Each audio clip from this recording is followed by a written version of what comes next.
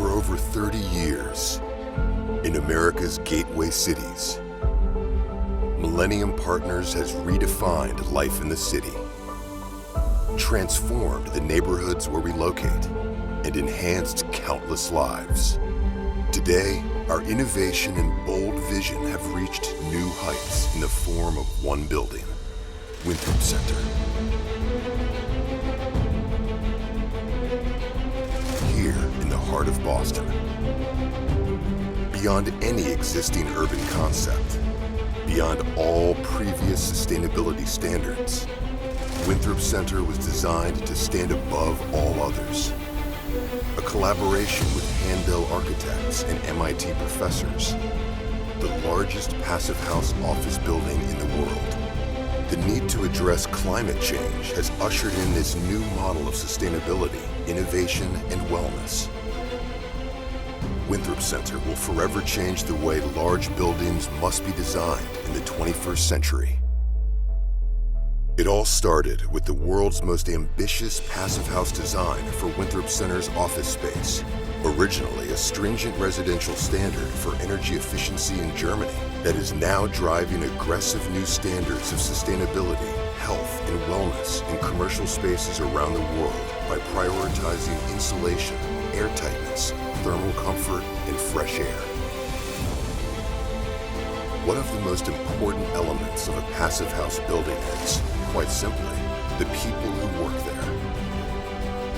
Winthrop Center uses the body heat of every worker to offset heating loads, along with lights, computers, and other heat-generating devices.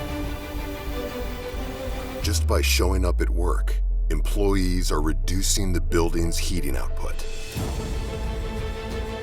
The building's T-shape is another key advantage.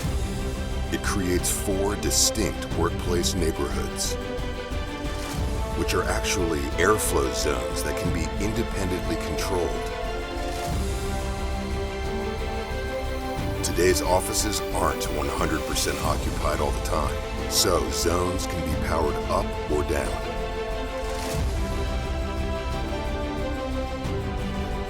Even the windows are overachievers. They're triple glazed to provide an impermeable barrier against even the worst nor'easter. Outdoor terraces on every floor also create a sense of openness and connection to nature. Combined with the soaring 12-foot ceilings, they create an open, airy space people want to work in. In the core of the building, it's all about airtightness. Winthrop's energy recovery system takes in fresh air, moves it through a high-efficiency recovery process, then releases it into the office spaces at 70 degrees. This means air conditioning is replaced by fresh air with heat recovery. The average Boston office building uses 150% more energy than Winthrop Center, thanks to energy recovery and other passive house processes. A project that forever changes the conversation about how all future projects are conceived. A bold new addition to the Boston skyline. A monumental new starting point for the next generation of urban builders. Winthrop Center and Millennium Partners challenge all of us to imagine what's possible. To envision a future where doing the responsible thing can also mean doing the best thing.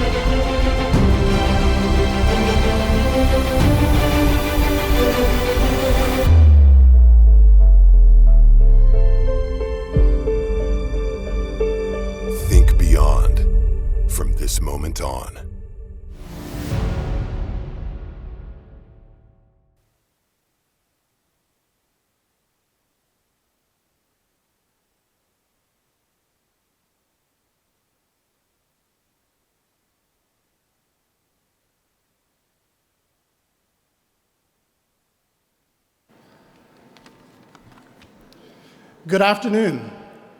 Wonderful to see the whole space filled. My name is John Fernandez. I'm a professor at MIT, the director of the Environmental Solutions Initiative and founder of the Urban Metabolism Group. It's really wonderful to have you all here. First, I would like to welcome and introduce our guests today. To begin with, Boston Mayor Michelle Wu.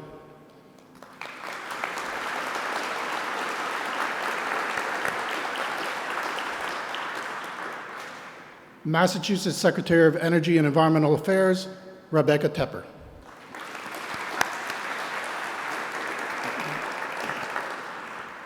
Massachusetts Climate Chief, Melissa Hoffer.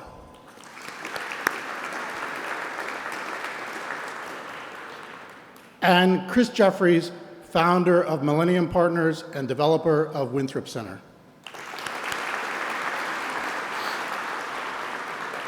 It's difficult to follow a fantastic video like that, except that our group is just wonderful, so it's really great.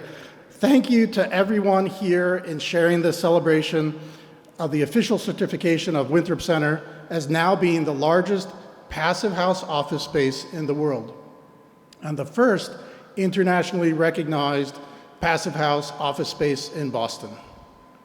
The achievement is truly momentous because it inaugurates this important standard in design and construction for office space in Boston and for all American cities.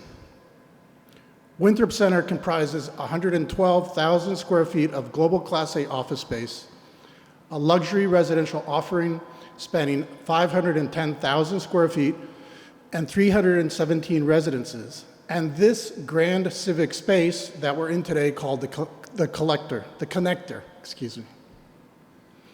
During the early days of this project, I was approached to advise the team on the building's design and development, from the kinds of building requirements that are on the horizon to emerging market demands and new technologies, as well as design innovations, all in light of the prospect for and urgency of sustainability in the built environment.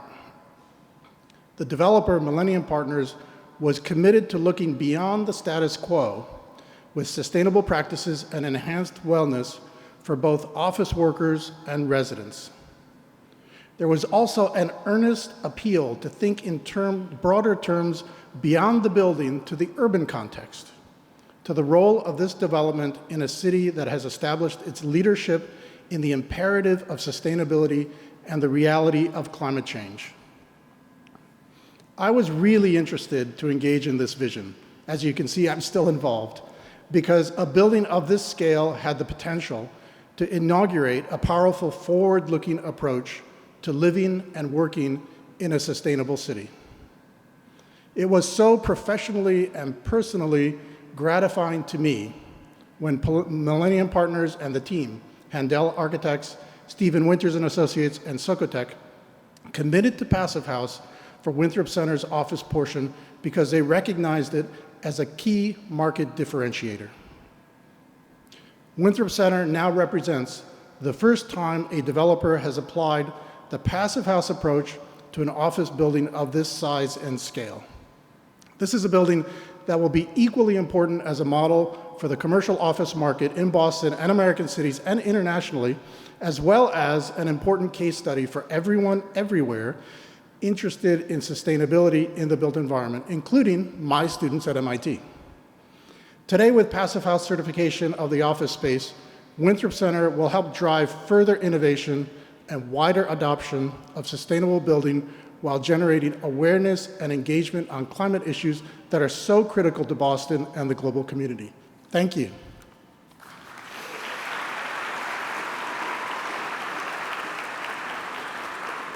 And now I have the privilege to introduce the Massachusetts Secretary of Energy and Environmental Affairs, Rebecca Tepper. Please.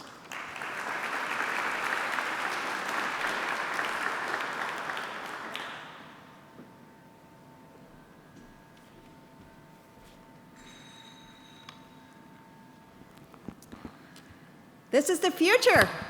The future today. This is so exciting, and thank you so much for having me here today, and I am thrilled to be part of this momentous period of time today where we are all celebrating a building that we hope will be replicated throughout the world. So thank you all for having me here, and I want to acknowledge Mayor Wu, who, as you all know, is a climate champion for our state and the city of Boston. Also, I want to recognize Melissa Hoffer, our chief of, climate chief, first climate chief in Massachusetts, and a real leader in all things climate.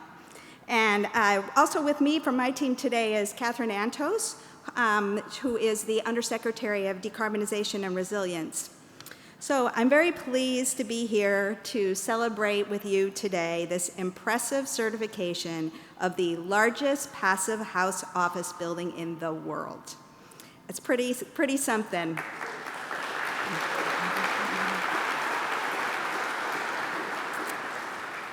As you know, Massachusetts is consistently named one of the most energy efficient states in the nation. So it's no surprise that this cutting-edge building was built here.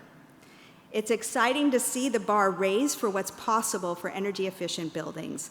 This is exactly what Governor Healy means when she talks about building a climate corridor in Massachusetts. We have some of the greatest climate entrepreneurs, brilliant academics, and cutting-edge companies here in our state. We can harness this tremendous potential to lead the world in climate innovation. Look at this site. What was once a city-owned garage is now a worldwide example of what can be achieved through high-performance building standards. As we move forward in our clean energy transition, buildings like this will become the norm rather than the exception. And that is true because they are better buildings. People will want to work and live in these buildings. And redevelopment of buildings like this help build a cleaner, healthier, and more resilient Massachusetts. This project is also an example of environmental justice in action. We need to build cleaner buildings and reduce emissions in the communities most profoundly impacted by climate change and pollution. The Healy-Driscoll administration is committed to tackling the climate crisis and to the Commonwealth's goal of achieving net zero by 2050. Reducing emissions by electrifying buildings and through efficiency measures is vital to that goal. As you all know, in Massachusetts, 40% of our total emission reductions need to be achieved from between now and 2050, and that's going to have to come from lowering our emission in buildings. Buildings that are now 2050 compliant, now, will result in immediate, cost-effective greenhouse gas emission reductions and reduce the need for expensive building retrofits in the future. Energy efficiency is the most cost-effective way to reduce energy use and expenses. And as you know, we recently updated the Stretch Energy Code and introduced the Specialized Municipal Opt-in Code. This will drive building decarbonization and result in healthier and more comfortable buildings to live and work in. More broadly, the transition to electrify our buildings will grow our economy, create good-paying jobs, and build healthier communities. Thank you very much for the opportunity to gather here today and celebrate Winthrop Center, and congratulations to Christopher Jeffries and Millennial Partners for your very impressive leadership, and we want to thank you very much for everything that you've done for the city and for the world in showing us this example. So thank you very much.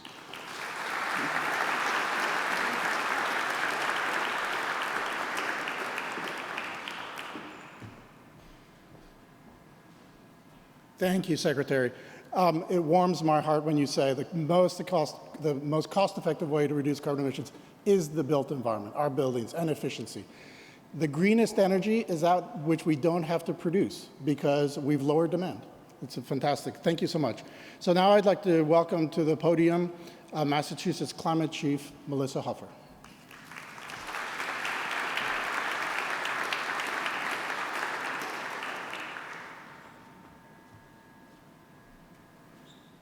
Good afternoon, everyone. I'm really excited to be here today.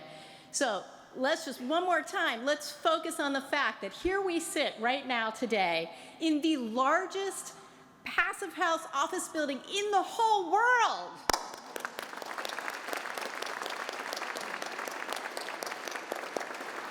And Boston's most energy efficient building, and we've come such a long way in such a short period of time.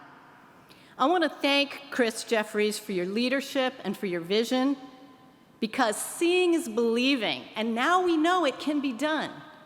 It's one thing to write articles about it, and it's one thing to teach about it, and it's one thing for government to put standards in place, but when people actually start to do this stuff in practice, and we see the model, and we know that it can work, that's what really makes the difference. You've just shown the whole world that we can do this. I wanted to thank Mayor Wu for everything that you and your terrific team are doing to decarbonize the building sector. It's a tough nut to crack.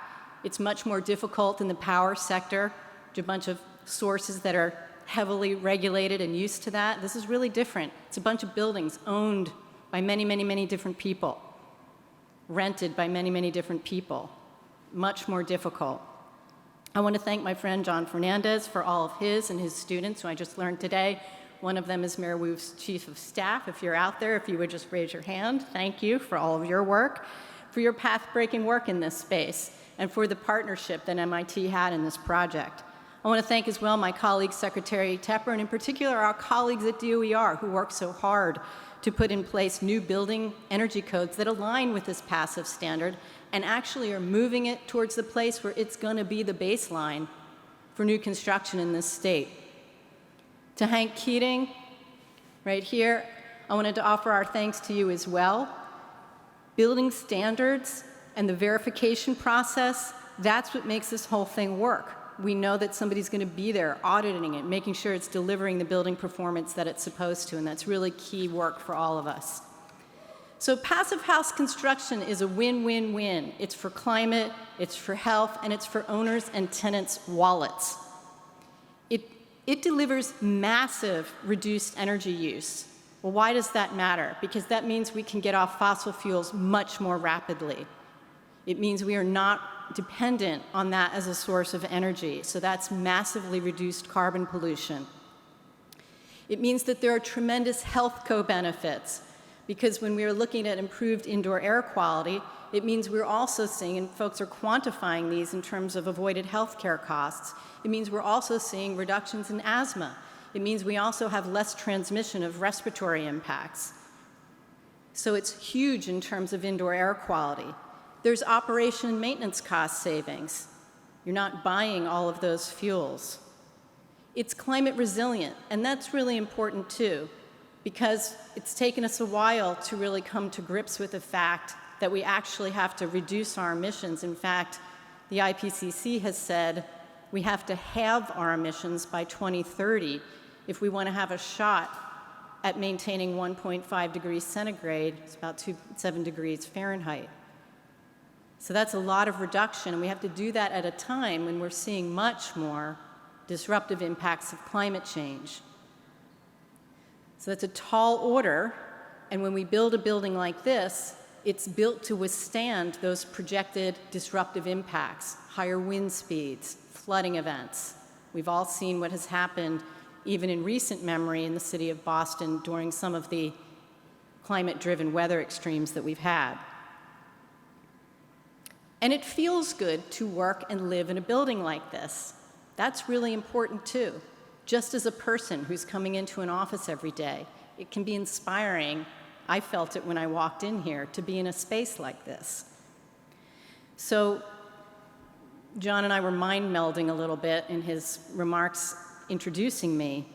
We know we need to build a lot of clean energy, and you're probably hearing a lot of this conversation is about offshore wind, and it's about how much solar we're going to build and where we're going to build that and how we're going to build all the transmission to interconnect that with the energy grid and how we're going to upgrade our distribution system, which has suffered from years of historic disinvestment. So that's really important. It gets an awful lot of press. But what is equally important is reducing our demand for energy. It's called, you probably remember, and maybe we can think on the occasion of Jimmy Carter's 99th birthday, you might remember him wearing a sweater, him telling people to turn their thermostats down. Some people didn't like that. There's sort of like a scarcity mentality about it. And that's not the way it is anymore. We can be in this beautiful building right now and enjoy it just as we would any other building, and it's hard at work conserving energy. Energy efficiency is built into the design. And that means the cleanest power is a negawatt, with an N, negawatt. So that's the energy that we don't use because we've built smartly, with the intention, in every step of the way, of reducing energy demand and energy use. So that's really important for lots of reasons. If you think about, even in a clean energy economy, the cost that's associated with it, the time scale for getting all that clean energy built, the impacts on the environment, because there are environmental impacts even though we need to do it, impacts on biodiversity. It's really great from many different perspectives to just reduce our energy use. It's the cheapest, cleanest source of power still. So the more efficiently we build, the more power demand that helps us reduce our costs, preserve our natural resources, and power wisely. We have all seen probably the videos this summer and the news stories documenting the climate chaos around the world. We know that we have a rapidly closing window of time. This is a very fragile moment. We're going to make right decisions like the people who built this building, or we're going to make wrong decisions, and future generations might not be around to see, but they will hold us accountable. We have lost our stable climate. It's gone. The old way of doing things, whether it's generating power or transporting goods or building buildings, must yield. They must yield if we are to have a chance at avoiding more dangerous levels of warming that might make the biosphere inhospitable to humans.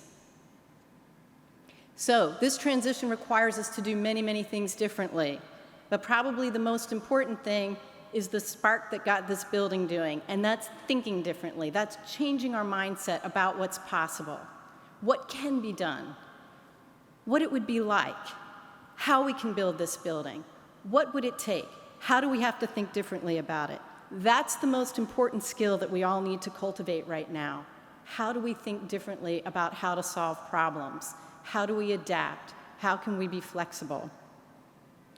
Projects like this Winthrop Center show us that it can be done, and it can be done in a beautiful and inspiring way. It shows us what's possible. Maybe this is our Eiffel Tower of energy efficiency, or our Taj Mahal of emissions reduction, or our Empire State Building of climate sanity. But it can help us show that we can actually build a better future, and that's really important right now, and it's especially important for young people, because they care very deeply and they're very worried about it. And when we do things like this and we demonstrate what's possible, that gives people some hope, and I think it gives people some courage, and it certainly gives us practical skills, and that's what we need right now. So I am deeply grateful to everybody who worked on this. I can't tell you how much, and I know that the governor is too, and our whole team here is today too. So thank you and congratulations.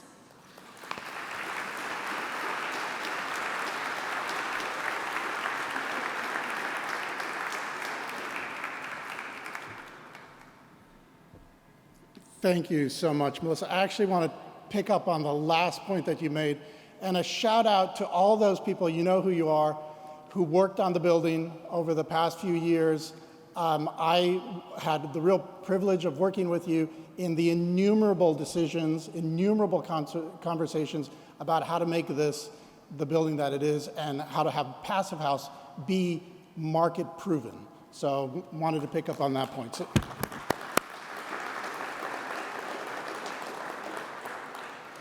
So now I'd like to introduce and ask to come to the podium Mayor Michelle Wu.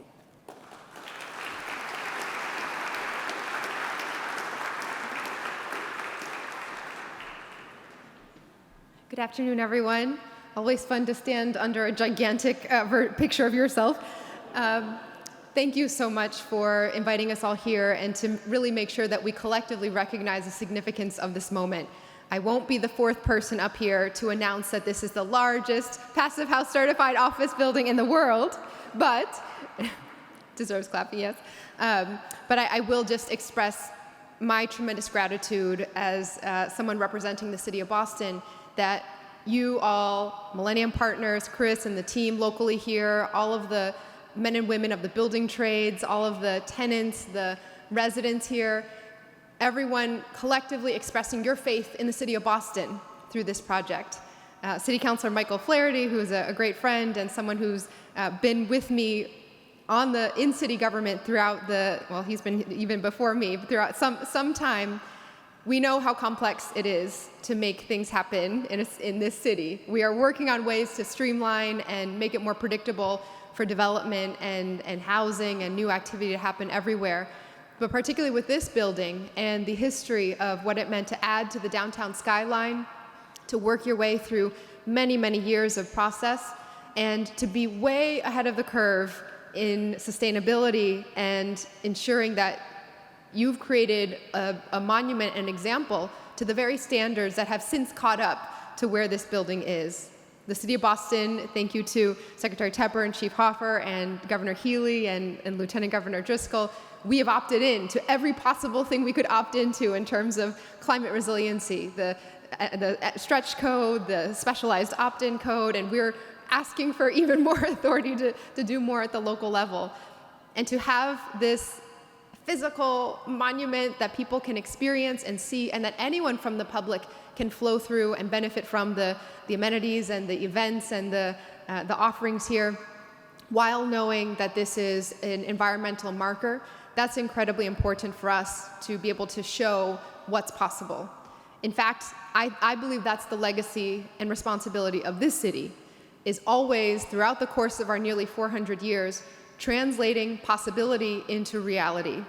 And here we have one more example, and I know a lot of hard work went into this, and that a lot of benefit will accrue to the residents here, the residents of our neighborhoods, and the small businesses who have been involved. I also want to take a second to recognize, as I had a conversation with Bill earlier, the collaborations and thoughtfulness that went into planning for representation in the opportunities that this project created.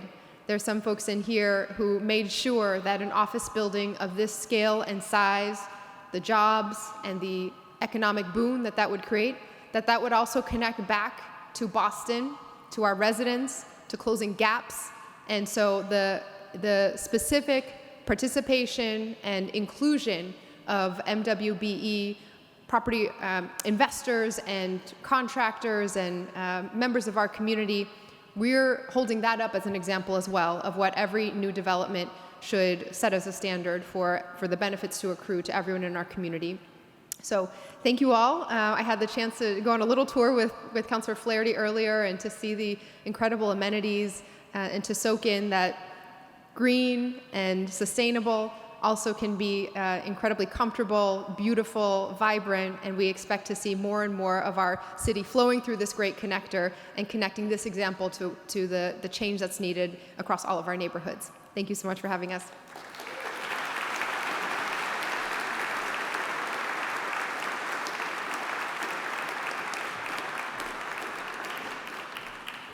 Thank you so much, Mayor Wu. And I want to emphasize also the connector, a foundational element of sustainability is connecting to the civic sense, a sense of a new civic world, and we need to develop a civic sense for a changed climate.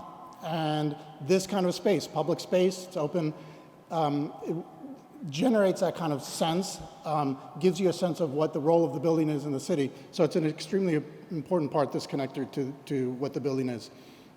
Now we will hear a little bit more about Passive House from the next speaker. Jessica Grove-Smith is a senior scientist and joint managing director at Passive House Institute. She's speaking to us by video from the home office of Passive House in Germany. So we can roll the video now. Hello everyone, my name is Jessica Grove-Smith. I'm from the Passive House Institute in Darmstadt in Germany, and I want to send big congratulations to the team, to the city of Boston on achieving certification of the offices of Winthrop Center. This really is a truly pioneering project. I remember well when the team approached us several years ago about applying the high energy efficiency concept of Passive House to the office section of this building. And we were really excited because it was the first time that this was being implemented and tried at this scale for this typology in a high-rise commercial building. It's been a really exciting and great journey since then. And seeing this project now come to life, achieving certification, is really exciting, and it is a big milestone. It's really inspirational and sets an example for the building sector, especially in this context of climate change, where we're searching for solutions to lower emissions, but also to achieve buildings that are healthy, that are comfortable, that are resilient. So congratulations to you all. I'm very sorry that I can't be with you today in person on this special occasion. But I'm very, very happy with you. I'm very, very happy for you. Thank you to the team, for everybody who made this happen, and enjoy the celebrations.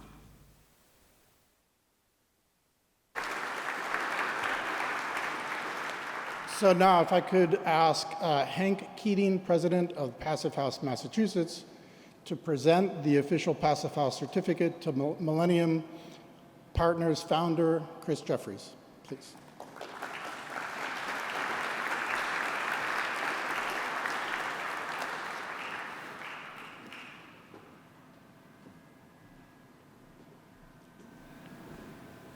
Thank you.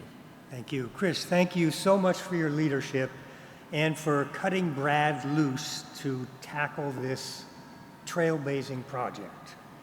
You have earned this hard-earned certificate of Passive House, and congratulations and thank you for your work. Thank you. Thank you. You need to look at the cameras now. Yeah.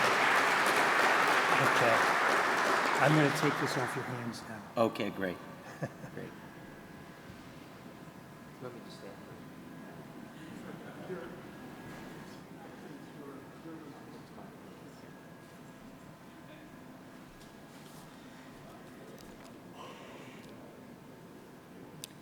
A few specific announcements, acknowledgements, as opposed to the general, I think, are in order. Let me start with Mayo Wu. Very exciting to have you here. The subject of climate resiliency is something that we read about, we've heard you talk about for a long time in your administration.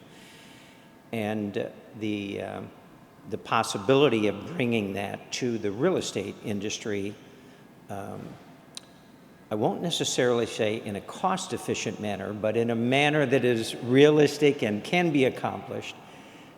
We really appreciate it, and thank you for your leadership on this. None of us really have any choice. We have to go this way, and I'll tell you a little bit about my thinking 5 years ago when we started it out, but if you can't encourage everyone to go this way, then you can always legislate that it has to be done this way. And Secretary Tepper, thank you also, and at the state level. We're very proud of, well, we're proud of Boston and our Boston heritage, but we're also proud to be in the state of Massachusetts, which has certainly been at the forefront of climate resiliency and attempts to bring this to the construction industry, which, as you know, is not necessarily an industry that is interested in really taking giant leaps forward.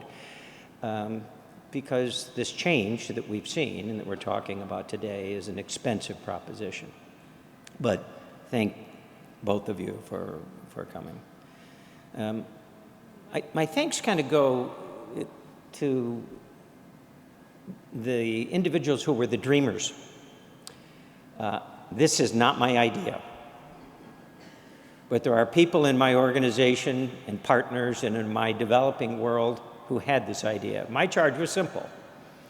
If I'm going to build a building and it's going to be there for the next 30 or 40 years, I want a building that is going to be next generational and is not going to be tired 10 years from now.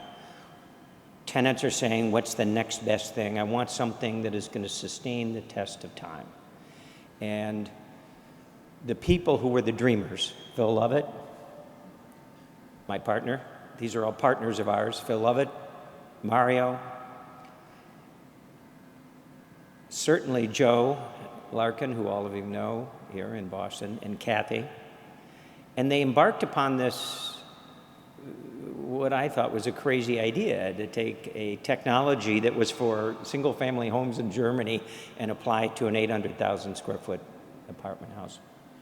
Well, they found Professor John and either convinced or joined up with GIHA, our architects, and that's Gary Handel. Gary's not here today, but we have Glenn here today. And they formed a group of, why can't this be done? Why can't this be done? Now, this is 2017, 2018, and I said to another GIHA partner, Blake, I said, can we possibly figure out how to do triple glazed glass, keep all this energy inside of the building, and still have the windows that we want to have? I am, after all, interested in being able to see out. I'm interested in light and air for our office buildings. And this team, over a several-year period, combined with the Passive House people and countless others, but this part of the core group never gave up with the idea that you could take this technology and apply it to our building. And I compliment and thank all of you for having the vision and the wisdom to do it. You were way ahead of your time, and I know that you're all proud to be part of the completed project.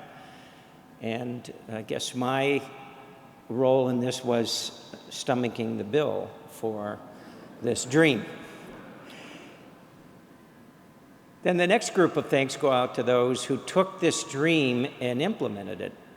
And that's the men and women contractors who worked on this building and built it. Because it isn't just like building a regular building. There's a tremendous amount of changes, difference, complexity associated with building this building.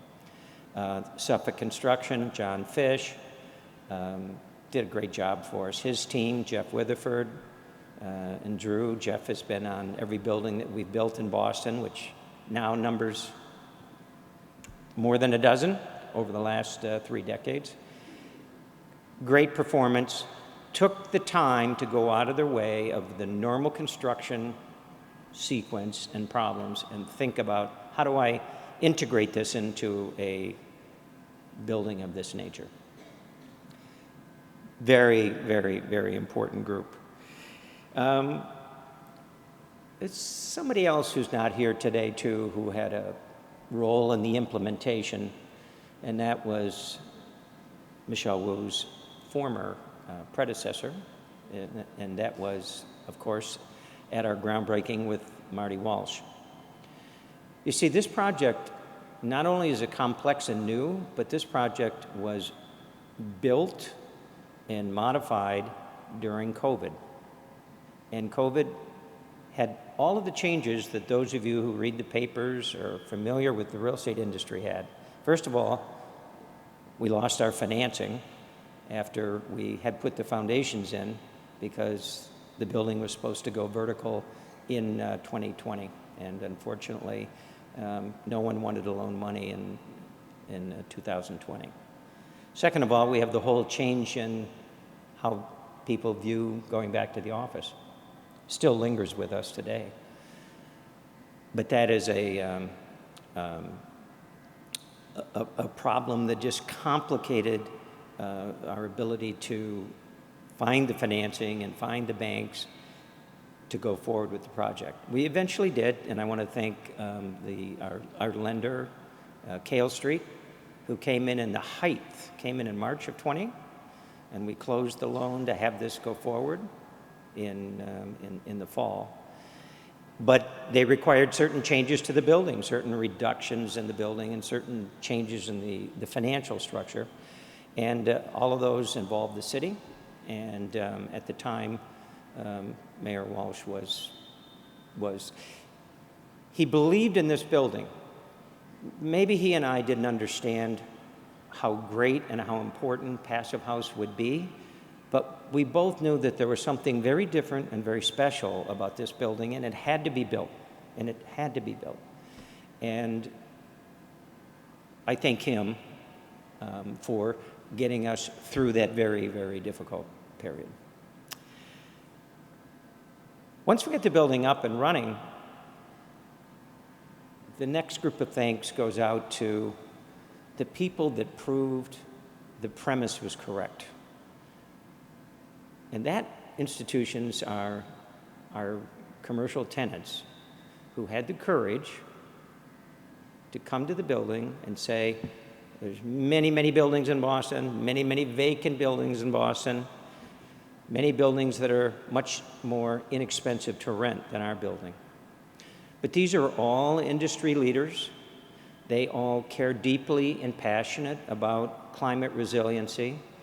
This is not a passing fad with them. It's in their bones, and they were able to take into the calculation of rent and overall employee well-being. How special is this Passive House to us? And those tenants, which for those of you who don't know, is Cambridge Associates, who is actually in occupancy, Deloitte, McKinsey, IR&M, and Gallagher from the insurance industry. These are all people that have validated what we did, because without somebody stepping up and saying, I will pay this amount of rent because I justify in my own mind what you've created, we would not have been successful. And the more that corporate America and the more that major institutions such as this, on the tenant side, demand it, the more buildings like this will be able to be afforded and will be able to be built. And I thank all of you who are here and present, because you were certainly the missing piece here, that this could not have been done, it could not have been done without. So as I stand and think about the last 30 years and the many buildings that we've built in Boston, some of them a few steps away, it strikes me how in each period there's always some social change, some aspect more than just making money by putting up a development comes into play here in the city of Boston. There was an urgent need for us, so said Mayor Menino, to develop something important in the combat zone. Pretty rough territory, if you all remember that back 30 years ago. And so that was the need. That was the need. Our building had to both balance, had to make money, but it also had to change the neighborhood. Well, I think it did, and you see the results of that today, along with other buildings that we built there, along with the universities. And so we've reclaimed that area of Boston. And then at the end of Mayor Menino's time, there was this big hole in the earth that had been left that drove him and the members of city council crazy.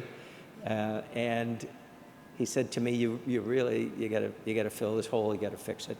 And that was the task. The task was downtown Boston can't be left with a falling down building and a large hole.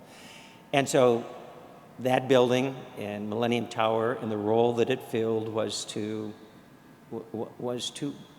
make money for us, but also to accomplish something else, something more, something in the civic spirit of giving back to Boston as articulated by our public leaders at the time. This building, to me, is the best example of how does one balance, as the world has now shifted into a very big need for climate resiliency, and it needs to come from the real estate industry. But those of us who can afford to buy apartments, rent space, somehow need to translate that ability into this building's ability to give back in other ways. Affordable housing being the most obvious one of those, and I'm pleased to tell you that this building is the largest contributor of payments of affordable housing for a commercial building in the history of the city of Boston. It is that balance that we as developers are looking for of doing good, making money, looking forward for the next technology in the future, but at the same time blending it all together with those of you who are the fabric of the Boston community. And we think we've done that well here. You know, as we cut the ribbon, as we talk about the wonderful things that the passive house nature of the building has done, it's going to do so much more. This is going to be a great civic asset here for everyone. I felt it was important in this asset to put a piece of sculpture that would be best placed or normally found in a museum, but it's a public place. And so we commissioned Dale Chihuly to design this to hang over our bar, which will be ready next year. All of this is part of feeling good about the space, feeling good about Boston, about the community, people who have bought here, people who rent here. And that's our goal. That's our goal. That's what we are always trying to do, is achieve excellence, maintain the excellence after the building is built, but at the same time, have the give back relate to what we know how to do in the real estate business. And having all of you come here today and say such nice things about what we've accomplished warms my heart, because it's what we were trying to do. It was the goal of what we were trying to do when we set out on this 6 years ago. Thank you. Thank you all for coming. I sincerely appreciate it.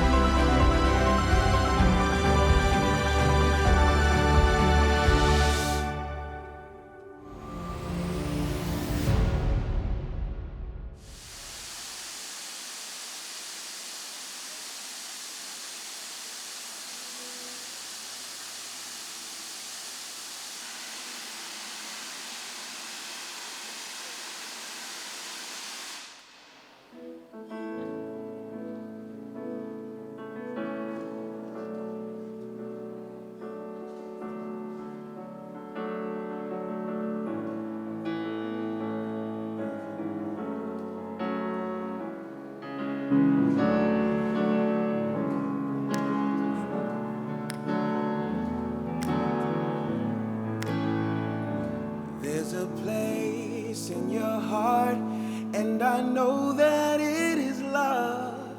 And this place is much brighter than tomorrow. And if you should know why, you'll find there's no need to cry. In this place, there's no joy and there's no sorrow.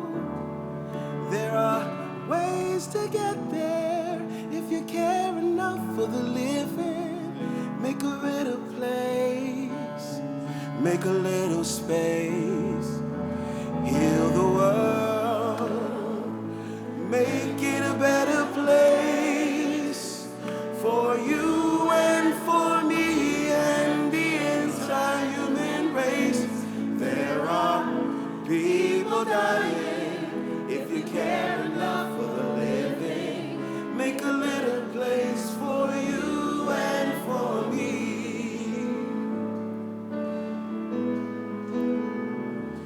If we could fly so high, you'll find there's no need to cry. In this love, you find you are all my brothers. In this world, if we try, you'll find there's no need to cry. In this love, let's find a way to just keep giving. There are ways to get there if you care enough for the living. Make a little space, make a better place, 'cause heal the world, make it a better place for you and for me and the entire human race. There are people dying. If you care enough for the living, make a little place for you and for me.